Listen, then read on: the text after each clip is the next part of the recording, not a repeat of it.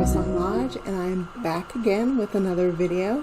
Today I'm going to be talking about the Goddess Power Oracle from Colette Baron-Reid and Jena DellaGrottaglia. I'm going to butcher her name every time I say it. I'm deeply remorseful of that fact. So I'm so sorry. You're one of my favorite artists and I can't say your name and I feel very bad about it. I was going to make an unboxing video for this, but again, I have very poor self-control. I actually don't really believe in self-control, which is probably the reason why I'm not very good at it. And so I started using the deck, but I think that makes it better because then I can make this kind of a unboxing slash review video instead. So there we go. So this is the packaging that the deck came in. It's a beautiful package. And I am kind of very old school, and so I kind of expected this to be a very flimsy, terrible, disposable package, and it ends up that it's actually pretty quality, which causes a lot of conflict for me. I'm used to taking these boxes and just tossing them and keeping the deck and putting them in a pouch or a bag or my own kind of system and not worrying about it, but this is a quality package and I'm conflicted about it. I don't really like conflict, but I do appreciate good packaging.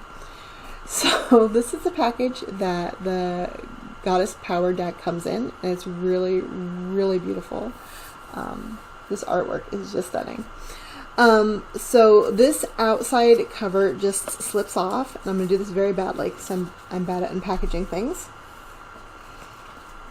So let's see if I can do this. Turns out I can't. There we go. Alright, so this slips off like this. So this is the cover, and you can see this is just like a hole in there that you can see through. And so we'll set that over there.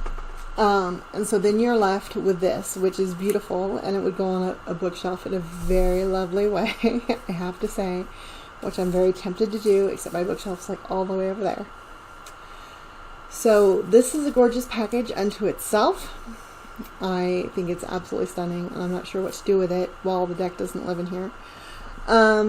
It has one of those magnetic closures. It's a cardboard box with a magnetic closure, and so it flips open nicely and closes itself.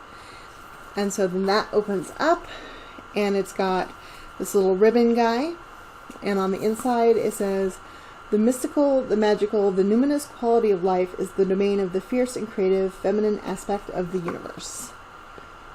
And still, like, look how gorgeous this artwork is. It's ridiculous. So then you pull on the ribbon, and this is the book that comes with the Oracle deck. And it's a really nice book. And so that goes down there. And then you have like this paper framing that goes around this, which is another box that the deck is in. So this box comes out, and then we can close, put the ribbon back in here. And we close this box, and this is the back. It's got this like triple moon tree thing going on. Some of my favorite symbols. So we're going to set this aside, very goddessy here. We're going to set that aside there. And now we have these guys. So talking about the book first, the book is very nice. It's not quite a paperback and not quite a hardback. It's got like this nice thick paper cover, that like reinforced paper cover that's actually really durable and really nice, and I really like it. Kind of like a journal cover instead. This is not a journal, this is a book. And it's actually really well made. It's got full pictures of the cards inside and a good description of it. And like most of her decks, most of Colette Baron-Reid's, it's got the upright message and the reverse message. So the upright message is the empowerment message, and the reverse message is the alignment message. And in the beginning, she talks about her experience working with the goddesses and her feeling before beginning the project and the transformation that she went through, but it's brief. It's not like extremely long, so it's not Dullsville. And then what her intention with the deck is, what she hopes you get out of it, and then her guidance for using it, as well as some spread suggestions. One thing I found really fascinating is that she mentions in the introduction that she has a binder of over 300 different spreads that she uses. And like, that's a lot of spreads. She also mentions that she's been reading Oracle decks and Tarot decks for about 30 years, which is about how long I've been at it too. But she uses clearly way more spreads than I do. So the idea of using regularly 300 different spreads like boggles and upsets my brain. My brain is just like, it's like if you were telling me to go to a calculus class tomorrow, my brain is just like, no, don't want to. So mad props to her for that, because I just can't hang with it. And again, on the back of the cover, we have this gorgeous triple moon / tree of life symbol on the back that I just love. And now let's talk about the deck, because that's what we're all here for. I've got everything all over my desk. So this is the box that the deck itself comes in. So box in a box in a box. And this just slides open. It's not a magnetic box, but it's still a pretty nice box. On the inside, it says magic is everywhere and the goddess will help you find it.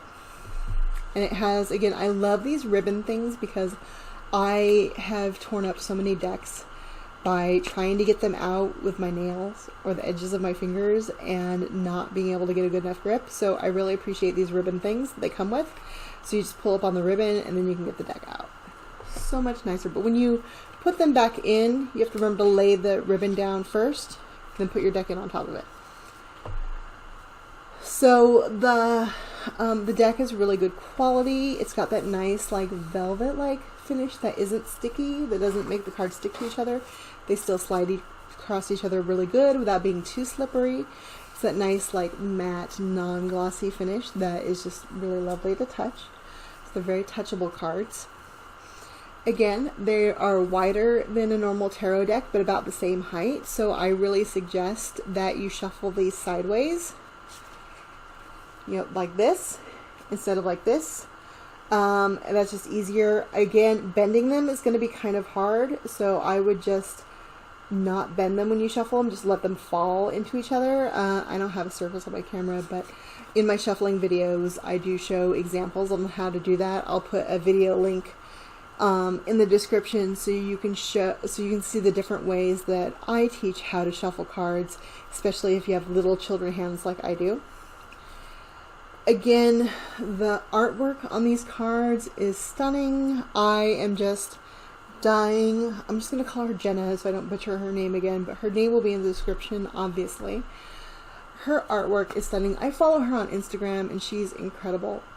Her and Stephanie Law, who did Shadowscapes, are two of my favorite artists right now, currently. They're amazing. Most of the goddesses in this deck I am familiar with already, and the way they've been depicted is absolutely incredible. Now, they really speak to my understanding of the individual goddesses, but I cannot speak to the cultures of origin for the various goddesses that they come from. So, for instance, I did a draw for myself last night, and I got Benzaiten, who is a Japanese goddess. I am not Japanese, so I'm not sure how they would feel about her depiction here. I think it's absolutely gorgeous and stunning, but I cannot speak to authenticity. In the book, they do talk about how they are not taking inspiration from traditional depictions. They're not staying true. They are not hearkening back to old-timey depictions of the goddesses, but modernizing them so they are still portraying their traditional aspects, but in a more modern way. So telling the goddesses' stories through a modern lens. But I don't know if they're violating any covenants or anything in doing so. So the cultures that I do come from and that I'm more familiar with, I'm not seeing any issues with, but that's the only ones I can speak to. I think more of us are probably familiar with Athena. And so this is her, a much more modern depiction of her than what we're used to seeing. She still has her owl and some owl feathers, but more modernized jewelry, though it still has Greek roots in it, and she has a much different facial structure and kind of a different kind of gaze, which I think is really, really lovely. They also have this very beautiful texturing, the layering of the textures and colors that has made me fall in love with Jena's artwork is, again, inherent in this artwork, and it's absolutely stunning. The genuine joy on this portrait here, on this goddess's face, is just, it's so sincere and so captivating that it's hard not to absolutely fall in love with every single image. And one of my favorites, of course, is Kali. She's a Hindu goddess. She's normally depicted having the 8 arms, painted all in black, with a big, huge tongue, standing on a decapitated man's head. And here she is in a much more traditional, beautiful depiction. And she has been one of my favorite goddesses since I was much, much younger. And so but still very, what I consider traditionally Indian. But again, I am not Indian, so I cannot speak to whether or not this is offensive or not. But I think it's beautiful. One of the things that sold me on this deck was the portrait that was created for Aphrodite. This is such a strong and powerful portrait. This is not the normal depiction we have of Aphrodite, who is just kind of a sex toy or sex slave for men. This is the Aphrodite that I'm more familiar with reading from Greek myths, who is more empowered, more in control of herself, and has a lot more insight into people than anyone really gave her credit for. And so I love this depiction of Aphrodite a lot more than what we traditionally see in modern art, or even like less modern art. So that's why I fell in love with this deck, and obviously had to have it. And of course, the triple moon and tree of life is the design on the back.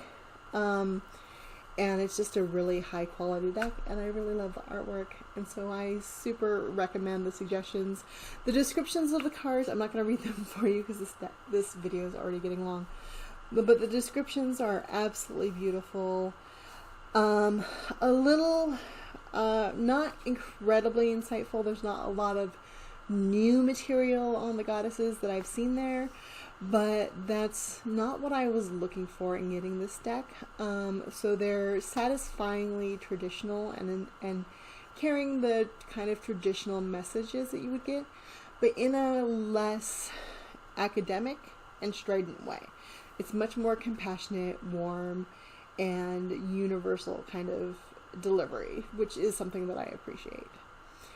So I hope that you've found this video useful. If you have any comments or questions, pop them into the comments below, obviously, and I will be back later at some point. This is Athena at CrowSong Lodge, signing out. Bye!